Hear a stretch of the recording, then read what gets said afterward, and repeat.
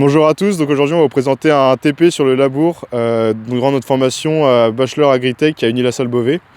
Donc c'est un TP qui s'est déroulé en 3 parties, donc on a vu d'abord les conditions du champ, ensuite en cabine avec le tracteur et la charrue, puis dehors suivi du labour avec le semis de blé par la suite.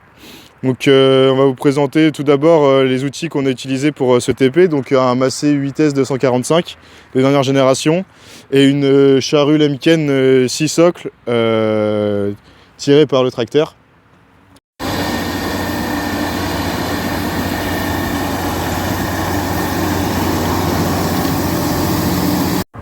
Salut Mathieu. Salut. Donc Mathieu, tu peux nous faire le point agronomique sur la parcelle qu'on vient de labourer s'il te plaît? Bien sûr. Alors ici c'était une parcelle qui était en maïs, elle a été moissonnée il y a environ 7 jours. Depuis il a plu et on retrouve pas mal de résidus et de fans comme on peut voir ici. Ce qui a fait que la parcelle n'a pas pu sécher malgré les quelques jours de soleil. Ils ont donc opté pour un labour, ce qui est une des meilleures options dans ces cas-là. Donc le labour a été fait à combien de centimètres de profondeur? Donc là on est sur un labour à 18-20 cm de profondeur afin de pouvoir bien remuer la terre avec les résidus et que améliorer l'infiltration de l'eau et que les racines se développent dans des bonnes conditions. Surtout qu'on est sur une terre argileuse à 40% dans le bas, on a un peu plus de limon en haut. Donc un bon labour, c'est ce qu'il faut pour ensuite une bonne levée du blé. Ok.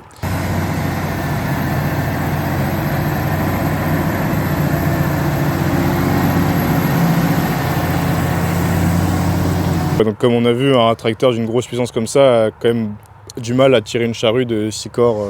C'est ça, on voit bien quand la terre elle remonte, c'est des gros blocs et même à semer la herse elle a du mal et le tracteur peine alors qu'il y a quand même 200 chevaux de vent, 3 mètres.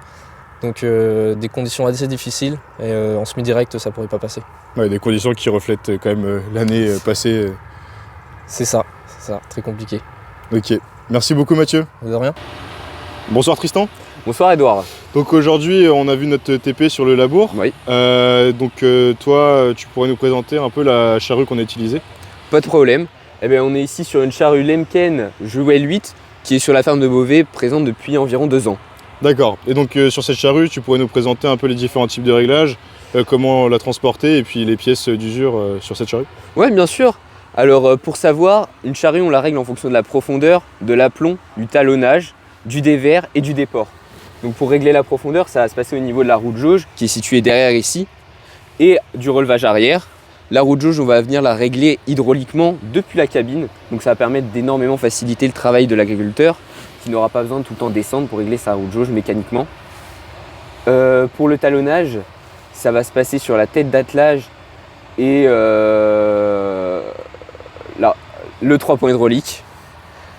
Le but étant que la charrue soit le plus possible à l'horizontale et que la même quantité de terre soit déversée de chaque côté. Pour travailler uniformément. Exactement. Et ça vient de pair avec le dévers. Donc pour le dévers, ici on règle la charrue à l'aide du vari-large qui est disponible. Et voilà. D'accord. Pour l'ensemble des réglages. Donc pour la position route, est-ce que tu peux nous en parler un peu plus en profondeur? Ouais. Alors ici, comme la charrue est assez longue, la charrue est semi-portée, donc ça signifie qu'elle peut rouler sur son essieu arrière. Malheureusement, la tête d'attelage n'est pas sur rotule, donc la charrue traîne énormément comme elle est longue. D'accord Tristan, donc ça c'est pour la partie technique. Est-ce que maintenant tu pourrais nous parler des pièces d'usure qu'il y a sur cette charrue? Bien sûr. Les premières pièces d'usure, c'est évidemment les gros socs. Donc ici, on est équipé de socs très longs qui permettent de mieux accompagner la terre sur le labour. Et de pointe. La pointe, c'est vraiment ce qui va être l'élément qui va rencontrer en premier la terre, les pierres. Donc c'est la pièce qui va le plus flancher et s'user. D'autant plus qu'ici, on est sur une terre qui est extrêmement caillouteuse et remplie de silex. Donc le silex, ça gratte énormément le fer et c'est très compliqué pour les socs de s'user. Enfin, c'est beaucoup plus facile pour les socs de s'user. Ensuite, on a les rasettes. Donc les rasettes, c'est ce qui va permettre à la matière organique de rentrer au mieux dans le labour et pouvoir s'étaler latéralement dessus pour que toute la matière se diffuse au mieux sur toute la surface du labour, du sillon. Et évidemment, il est possible que lorsqu'il y a trop de pierres, de cailloux, ou même que les cailloux soient juste trop gros, et bien la charrue à ce moment-là va casser son boulon de sécurité. Donc c'est une sécurité qui existe pour éviter d'endommager les socs. Ainsi que la traverse de la charrue. Ouais. Et pour terminer, on a toute la tête d'attelage. Ça c'est une pièce complète ensemble.